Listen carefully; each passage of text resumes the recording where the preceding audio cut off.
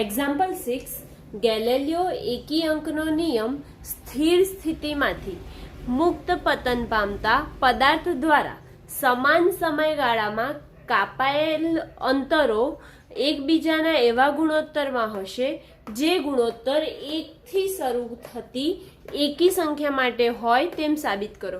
એટલે કે જે ગેલેલિયોનો એકી અંકનો નિયમ છે તેના માટે જો કોઈ પદાર્થ સ્થિર છે અને સ્થિર છે ત્યાંથી મુક્ત પતન કરાવવામાં આવે, એટલે કે કોઈ ઊંચી જગ્યા ઉપરથી તેને ફેંકવામાં આવે તો આપણે કયું સૂત્ર લઈએ છીએ? તો નિયમિત પ્રવેગી ગતિના જે શુદ્ધ ગતિ વિજ્ઞાનના સમીકરણો ભણી ગયા તેમાંનું બીજું સમીકરણ કયું?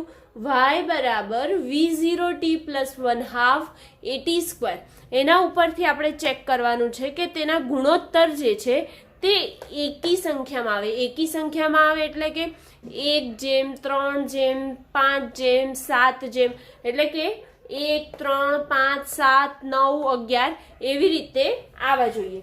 તો સૌથી પહેલા કોઈ પણ પદાર્થ છે તે મુક્ત પતન પામે છે તો તેનો ધારો કે સમય અંતરાલ લેવાનો આવે તો તેને ટોવ તરીકે લઈએ આપણે. શું? સમય તો ટી છે જ, પણ તેનો સમય અંતરાલ જે લેવાનો છે એને ટોવ તરીકે લઈએ. તો અહીંયા લખીએ સૌથી પહેલા મુક્ત પતન પામતા પદાર્થના સમય અંતરાલને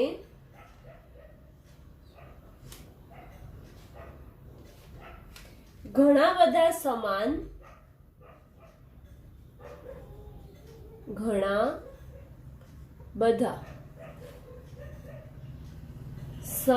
સમયગાળામાં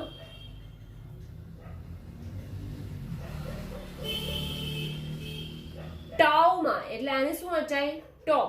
તો ટોવમાં વિભાજિત કરીને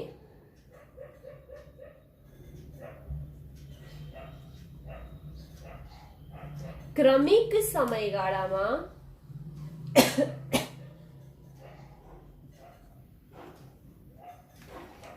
પદાર્થ દ્વારા શું શોધવાનું છે આપણે?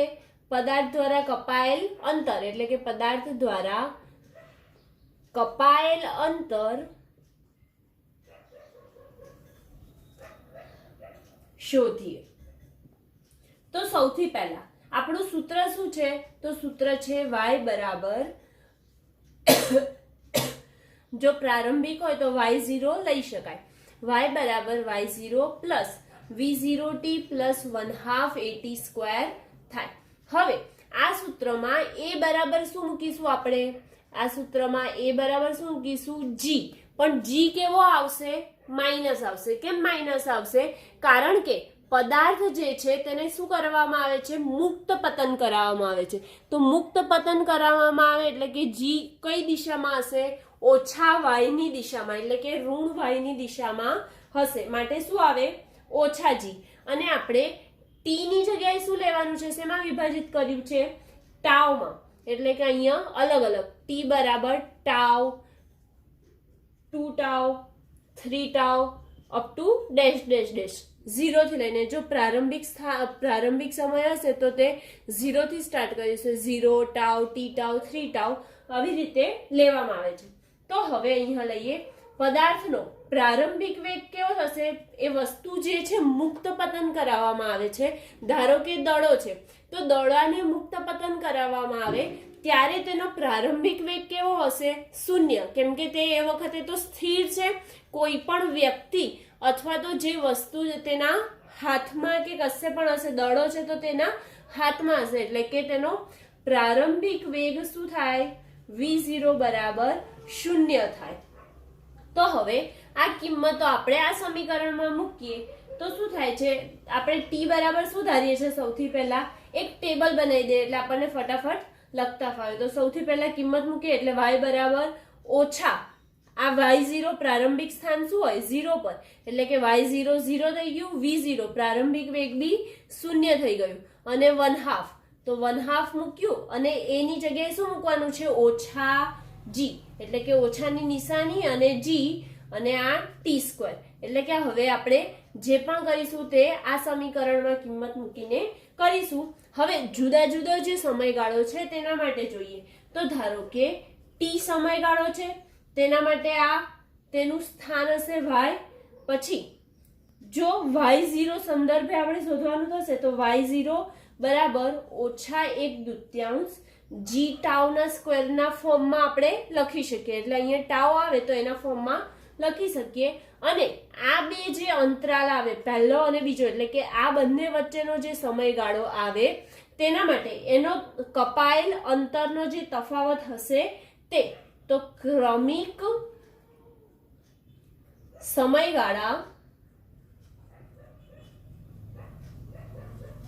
માં કપાયેલ અંતર અને છેલ્લું છે કપાયેલ અંતરનો ગુણોત્તર. કપાયેલ અંતરનો ગુણોત્તર. તો સૌથી પહેલા આપણે સમય લઈએ છીએ 0 થી. તો જ્યારે સમય 0 હશે ત્યારે અહીંયા શું મૂકીશું? 0. તો 0 મૂકીએ એટલે શું થઈ જશે? આ ગુણાકારમાં છે એટલે 0 કિંમત મૂકીએ એટલે આ પણ 0 આવશે. બરાબર. હવે એવી જ રીતે આ શું થઈ ગયું? આ પણ 0 આવશે. અને અહીંયા આ છેલ્લે આ બે જે છે ક્રમિક સમયગાળામાં કપાયેલ અંતર અને તેના કપાયેલ અંતરનો ગુણોત્તર એ છેલ્લે લખીશું. હવે ટાઉ મૂકીએ તો -1/2 g. ટી ની જગ્યાએ શું મૂકવાનું છે? Tau square. તો શું આવશે? જ્યારે ટાઉ હોય સમય ત્યારે તેનો જવાબ શું આવશે? -1/2 g ટાઉ સ્ક્વેર આવે એવું. હવે g tau square -1/2 g tau square એટલે કે હું એને ધારો કે આ y0 બરાબર -1/2 g ટાઉ સ્ક્વેર મેં ધારી લીધું છે. તો આની જગ્યાએ હું y0 મૂકી શકું. એટલે મેં શું મૂકી કાઢ્યું? y0. હવે 2 ટાઉ મૂકીએ તો 2 ટાઉ મૂકીએ તો શું થઈ જશે? અહીંયા t ની જગ્યાએ 2 ટાઉ મૂકવું પડશે. બરાબર. 2 ટાઉ મૂકીએ એટલે t ની જગ્યાએ 2 ટાઉ મૂકીશું તો -1/2 g t નો વર્ગ એટલે કે 2 ટાઉ સ્ક્વેર. 2 ટાઉ નો સ્ક્વેર એટલે કે -1/2 g અને 2 નો વર્ગ એટલે 4 અને ટાઉ સ્ક્વેર. હવે -1/2 g tau square. -1/2 g tau square એટલે આપણે શું લઈએ છીએ? y0 લઈએ છીએ. બરાબર. અને શું વધ્યું? એક એક્સ્ટ્રા 4 એટલે કે 4y0 આવશે. એટલે અહીંયા આપણે આ જે પદ આવ્યું એ અહીંયા લખીશું 4/2 g ટાઉ સ્ક્વેર. આ 4 જે એક્સ્ટ્રા આવ્યો એ અહીંયા લખી કાઢ્યો. સેમ એવી જ રીતે શું મૂકીશું આપણે? 3 ટાઉ. એટલે કે અહીંયા આની જગ્યાએ શું મૂકવું પડશે? ખાલી ટી સ્ક્વેર ની જગ્યાએ 3 ટાઉ સ્ક્વેર. 3 ટાઉ સ્ક્વેર મૂકીએ એટલે 3 નો વર્ગ શું થઈ જાય? 9. એટલે કે 9 ટાઉ સ્ક્વેર થશે. એટલે કે અહીંયા લખી શકીએ આપણે કે -9/2 g ટાઉ સ્ક્વેર. ને આપણે શું ધાર્યું છે? -1/2 બરાબર g ટાઉ સ્ક્વેર. એટલે આપણે અહીંયા લખી શકીએ કે 9 એકલો એક્સ્ટ્રા વધે છે એ અને આખાની કિંમત કેટલી છે? y0. એટલે કે મૂકી શકીએ y0. એવી જ રીતે 4 ટાઉ. તો આની જગ્યાએ 3 ટાઉ સ્ક્વેર લખ્યું એની જગ્યાએ શું મૂકીશું? અહીંયા 4 ટાઉ સ્ક્વેર. 4 ટાઉ સ્ક્વેર એટલે કે અહીં શું થઈ જશે? 4 નો વર્ગ 16 અને ટાઉ નો વર્ગ એટલે ટાઉ સ્ક્વેર. તો અહીંયા લખી શકાય -16/2 g ટાઉ સ્ક્વેર. હવે -16/2 g ટાઉ સ્ક્વેર આવ્યું એટલે કે અહીંયા શું લખીશું આપણે? 16 જે એક્સ્ટ્રા વધ્યું છે તે અને આપણે -1/2 g ટાઉ સ્ક્વેર ની કિંમત તો આપણે જોઈ લીધી હતી. એ શું છે? y0 છે. એટલે કે y0. એવી જ રીતે 3 ટાઉ લીધું એવી રીતે પણ આપણે શું લઈ શકીએ? બીજું 5 ટાઉ. તો 5 ટાઉ લઈએ તો શું થઈ જશે? -5 નો વર્ગ શું થઈ જાય? 25. એટલે કે અહીં 25 મૂકીએ એટલે શું થઈ જશે? 25 ટાઉ સ્ક્વેર. તો -25/2 g ટાઉ સ્ક્વેર. 25/2 એટલે અહીં શું વધ્યું એક્સ્ટ્રા? 25 અને -1/2 g ટાઉ સ્ક્વેર ની કિંમત આપણી પાસે શું છે? y0. એટલે કે અહીંયા શું મૂક્યું? y0. હવે ક્રમિક સમયગાળામાં કપાયેલ અંતર. આ બે ક્રમિક સમયગાળા છે તો સૌથી પહેલું જે કપાયેલ અંતર છે એ કેવું આવશે? 0. એટલે કે ડેશ આવશે. કોઈ અંતર કપાયેલ નથી શરૂઆતનું અંતર. પછી અંતિમ ઓછા પ્રારંભિક અંતર તો y0 ઓછા 0 એટલે કેટલું થશે y0. તેવી જ રીતે 4y0 માઇનસ y0 એટલે શું થઈ જશે 3y0. 9y0 માઇનસ 4y0 એટલે 5y0. એવી જ રીતે 16y0 ઓછા 9y0 એટલે કેટલું આવશે 16 માંથી 9 જાય એટલે કે આપણે 7y0. તેવી જ રીતે 25y0 માઇનસ 16y0 25 માંથી 16 જાય એટલે કે 9y0. એટલે એવી રીતે ક્યાં સુધી છેક સુધી ચાલતી રહેશે આ જ ક્રિયા. તો આ તમને જોવાય છે, ખાલી આપણને શું લખવાનું છે તેનો ગુણોત્તર, એટલે કે y0 ની આગળ શું છે કશું નથી, એટલે કે 1 ગુણાયેલા હશે એટલે અહીંયા ડેશ અને આ 1. એવી જ રીતે અહીંયા 3, અહીંયા શું છે 5, અહીં 7, આગળ 9.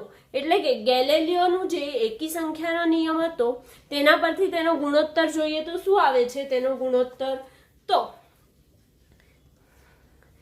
કપાયેલ અંતરનો ગુણોત્તર 1:3:5:7:9:11 અપ ટુ ડેશ ડેશ જેવા ગુણોત્તરમાં તે આવે છે. એટલે કે જે ગેલેલિયોનું સમીકરણ નિયમ હતો તેના પરથી આપણે કપાયેલ અંતર જે છે તે એકી સંખ્યામાં આવવું જોઈએ, તો તે આપણે તેના પરથી શું કર્યું સાબિત કર્યું. એક્ઝામ્પલ 7, વાહનનું સ્ટોપિંગ ડિસ્ટન્સ. ગતિમાન વાહનને બ્રેક લગાડવામાં આવે ત્યારે તે થોભે તે પહેલા તેણે કાપેલા અંતરને વાહનનું સ્ટોપિંગ ડિસ્ટન્સ કહે છે. વાહનનું સ્ટોપિંગ ડિસ્ટન્સ એટલે કે જ્યારે આપણે કોઈ પણ ગાડી ચલાવતા હોઈએ છીએ ત્યારે આપણે બ્રેક મારીએ અને બ્રેક માર્યા બાદ જેટલું અંતર કપાય છે તે અંતરને શું કહેવાય છે સ્ટોપિંગ ડિસ્ટન્સ કહે છે. હવે રસ્તા પર વાહનોની સલામતી માટે આ એક અગત્યનું પરિબળ છે. જો બ્રેક ના હોય તો એક્સિડન્ટ કે કંઈ પણ સંભાવના બની શકે, તો એ એક અગત્યનું પરિબળ છે. તો સ્ટોપિંગ ડિસ્ટન્સના વાહનના પ્રારંભિક વેગ, બ્રેકની ક્ષમતા અથવા બ્રેક લગાડવાથી વાહનમાં ઉદ્ભવતા પ્રતિપ્રવેગ ઓછા એ પર આધારિત છે. વાહન v0 અને એ માટેના પદમાં સ્ટોપિંગ ડિસ્ટન્સનું સૂત્ર મેળવો. એટલે કે આપણે જે વાહનનો પ્રતિપ્રવેગ આવે છે, પ્રતિપ્રવેગ કેવો આવે ઓછા, કેમ કે વાહને શું મારી દીધું બ્રેક મારી દીધી. બ્રેક મારી દીધી એ પછી એનો વેગ કેવો થઈ ગયો ઘટી ગયો, માટે તે વેગમાં ઘટાડો થાય એટલે તેનું શું મળે આપણને પ્રતિપ્રવેગ મળે. તો એના ઉપર આધારિત છે અને વાહન v0 અને એ માટેના પદમાં સ્ટોપિંગ ડિસ્ટન્સ શોધવાનું છે. તો સ્ટોપિંગ ડિસ્ટન્સ માટેનું સૂત્ર શોધીએ તે પહેલા આપણે ધારી લઈએ છીએ આ જે v0 છે તે. તો ધારો કે v0 જેટલા વેગથી ગતિ કરતા વાહનને બ્રેક મારતા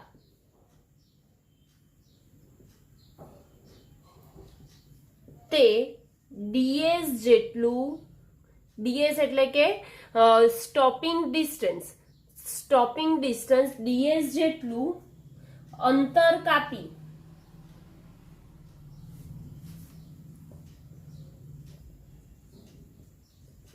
ઊભું રહે છે. હવે આપણે શું ધારી લીધું અહીંયા કે v0 જેટલા વેગથી વાહન ગતિ કરે અને તે બ્રેક મારે ત્યારે ds જેટલું અંતર કાપીને તે ઊભું રહે છે. તો ધારો કે અહીંયા જે પદાર્થ છે તેનો પ્રારંભિક વેગ v0 બરાબર તો v0 જ રહેવાનો છે, કેમ કે જે વેગથી તે ચાલે છે એ પછી આપણે બ્રેક મારીએ છીએ, માટે તેનો અંતિમ વેગ શું થઈ જશે, પદાર્થનો અંતિમ વેગ શું થઈ જશે 0, કેમ કે છેલ્લે જ્યારે આવશે ત્યારે પદાર્થ શું થઈ જશે, પદાર્થ અથવા તો ગાડી કે વાહન જે પણ છે તમારું તે શું થઈ જશે સ્ટોપ થઈ જશે. સ્ટોપ થઈ જશે એટલે કે એનો વેગ કેવો થઈ ગયો એ વખતે 0, એટલે કે અંતિમ વેગ 0 થઈ જશે. અને તે માટે તેનો પ્રવેગ કેવો મળશે એ બરાબર ઓછા એ, કેમ કે વેગમાં શું થયો ઘટાડો, વેગમાં ઘટાડો થયો માટે પ્રતિપ્રવેગ ઓછા એ વડે દર્શાવે છે. અને પદાર્થ કેટલું આટલું અંતર કાપે છે એટલે કે જે x છે તેને આપણે ds ધારી લઈએ. હવે નિયમિત પ્રવેગી ગતિ જે છે તેનું આપણે ત્રીજું સમીકરણ લઈ લઈએ અહીંયા. તો v² માઇનસ v0² બરાબર શું થાય? 2ax. આ નિયમિત પ્રવેગી ગતિનું ત્રીજું સમીકરણ.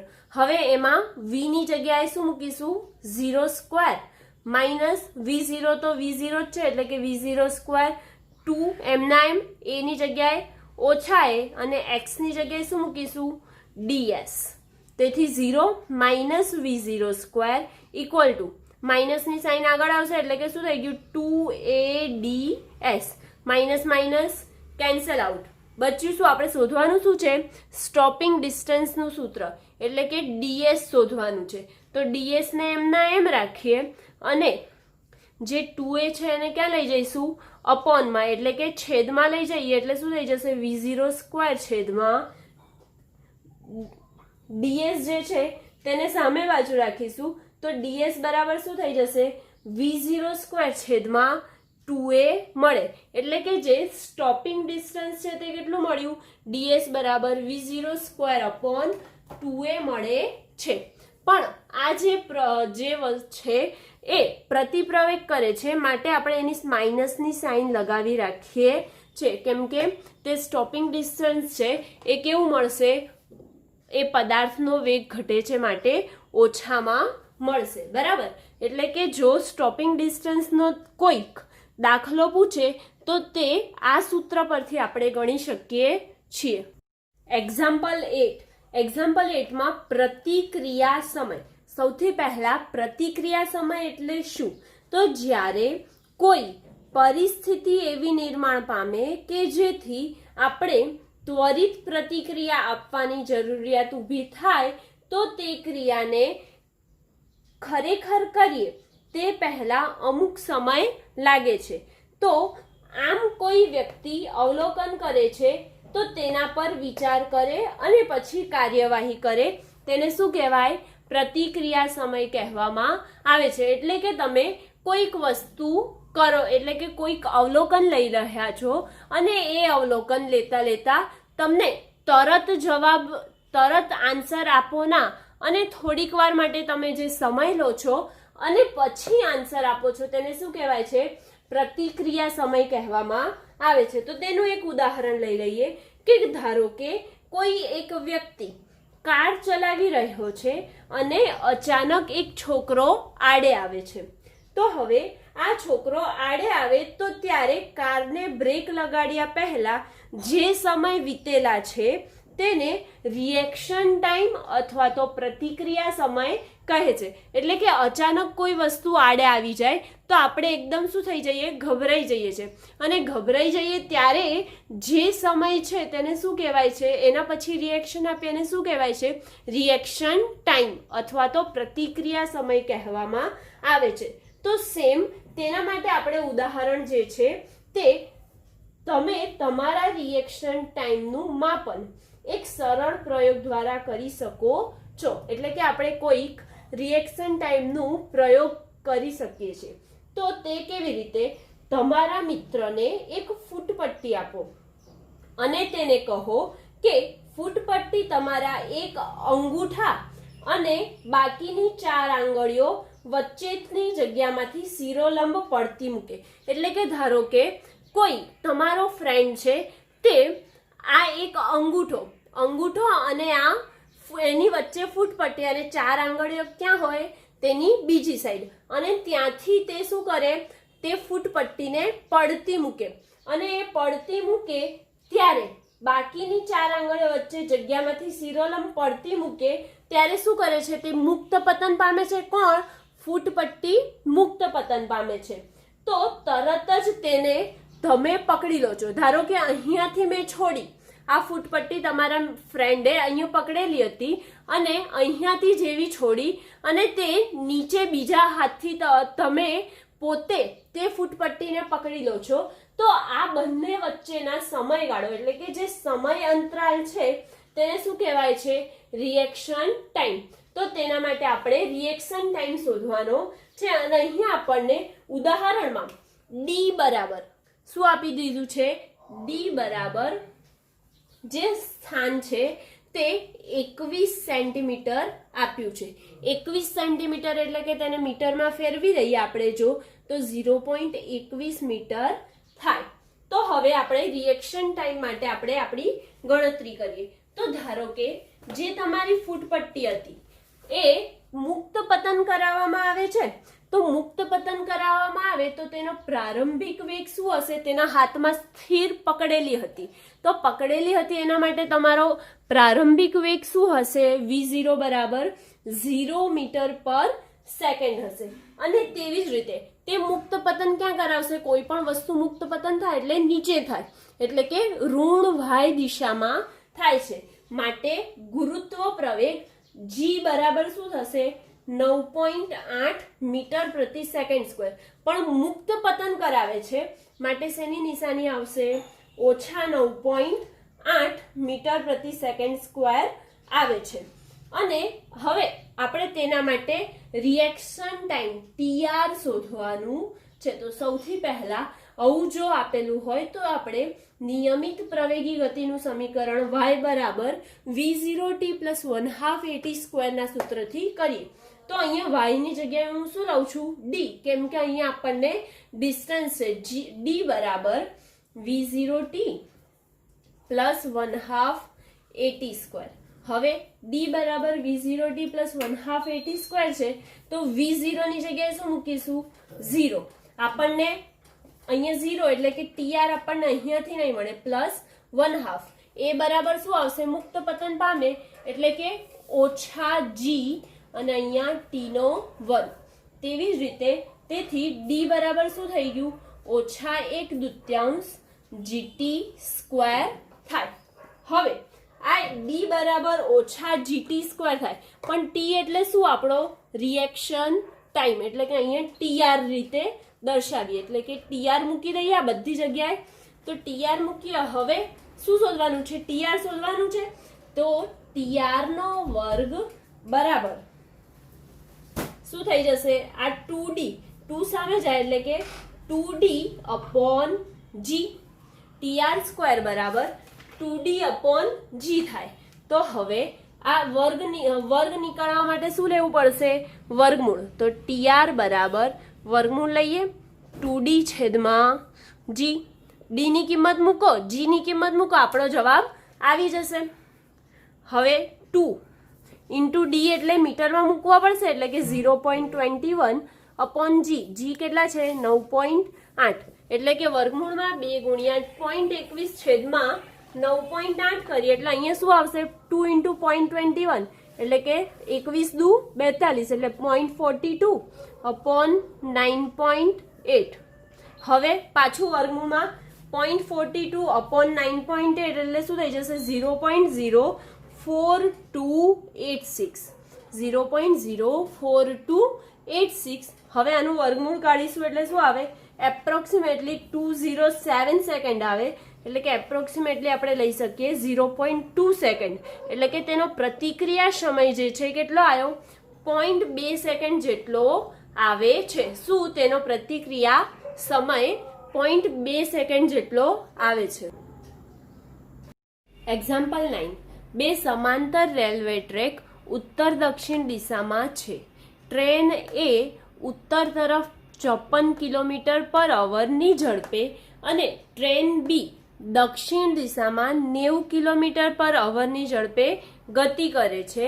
તો એ ની સાપેક્ષે બી નો વેગ, બી ની સાપેક્ષે જમીનનો વેગ અને સી ટ્રેન એની છત પર તેની ગતિની વિરુદ્ધ દિશામાં ટ્રેન એની સાપેક્ષે 18 કિલોમીટર પર અવરની ઝડપથી દોડતા વાંદરાનો વેગ જમીન પર ઊભી રહેલ વ્યક્તિની સાપેક્ષે શોધો. એટલે કે કોઈ 2 ટ્રેન છે તો ટ્રેન એ ધારો કે ઉત્તર દિશામાં ગતિ કરે છે. ટ્રેન એ ઉત્તર દિશામાં ગતિ કરે છે તો તેને સમાંતર ટ્રેન બી દક્ષિણ દિશામાં ટ્રેન બી દક્ષિણ દિશામાં ગતિ કરે છે, એટલે કે આ કયું થઈ ગયું સાઉથ, બરાબર, અને આ નોર્થ. તો હવે આ બંને ટ્રેન છે, તો તે માટે સૌથી પહેલા આપણને ટ્રેન એ ઉત્તર તરફ ગતિ કરે તેનો વેગ આપી દીધો છે, એટલે કે VA, ટ્રેન એ નો વેગ VA બરાબર 54 કિલોમીટર પર અવર છે.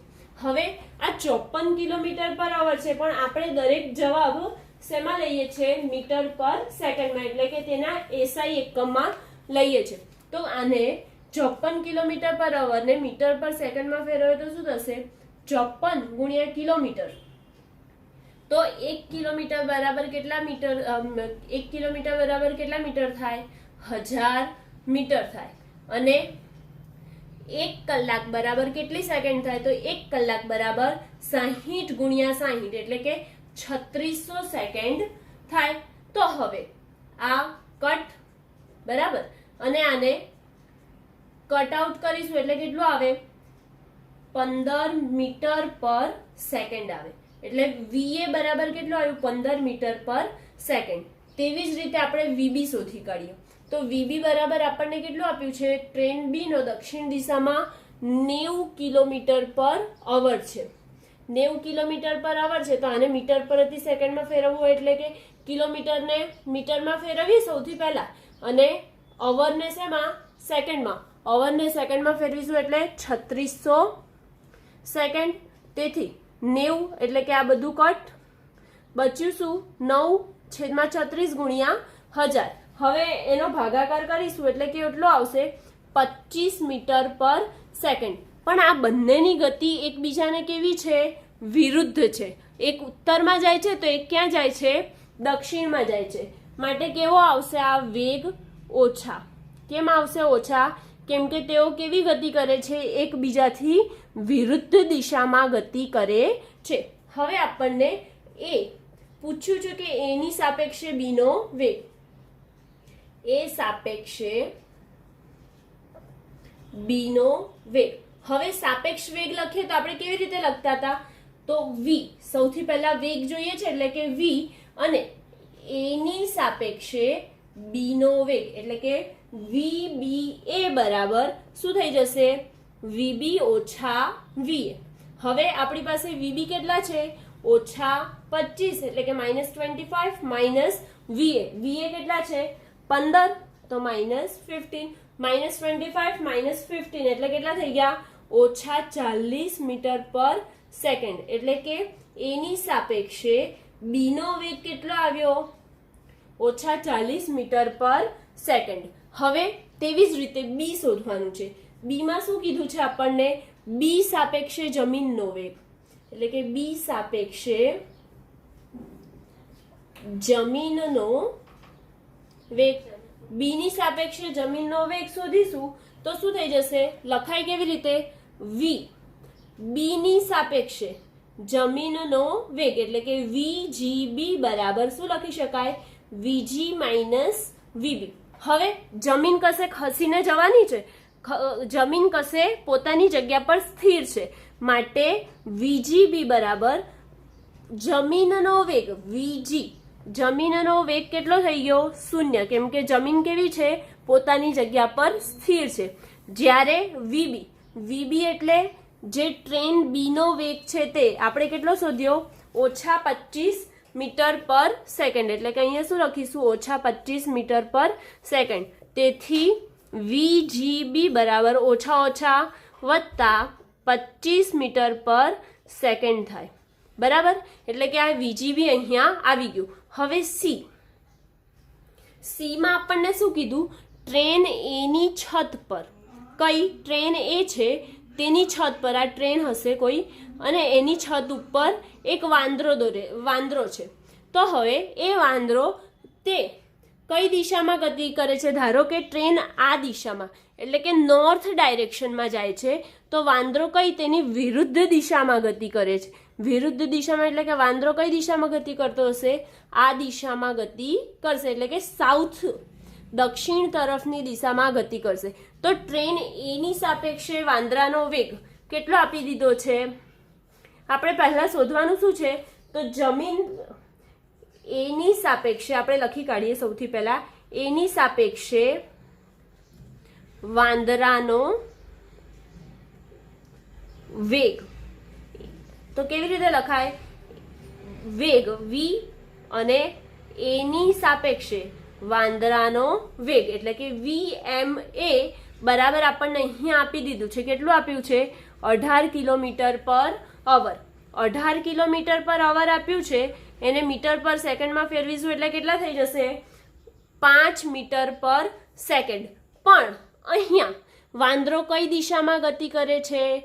ટ્રેન જે દિશામાં જાય છે તેનાથી વિરુદ્ધ દિશામાં ગતિ કરે છે, માટે નિશાની કેવી આવશે? ઓછાની નિશાની આવશે. એટલે કે vma બરાબર કેટલું થઈ ગયું? -5 મીટર પર સેકન્ડ. હવે આપણે લખી શકીએ vma બરાબર vm માઇનસ vm. vma આપણી પાસે છે કેટલું છે? vma -5. મંકીનો વેગ એટલે કે વાંદરાનો વેગ આપણે શોધવાનો છે, તો vm આપણે શોધવાનો એટલે એમના એમ રાખીએ. ટ્રેનનો વેગ કેટલો આપી દીધો છે? ટ્રેનનો વેગ આપણી પાસે 15 મીટર પર સેકન્ડ છે, એટલે કે અહીંયા શું મૂકીશું? 15. હવે આ -15 આ બાજુ જશે એટલે શું થઈ જશે?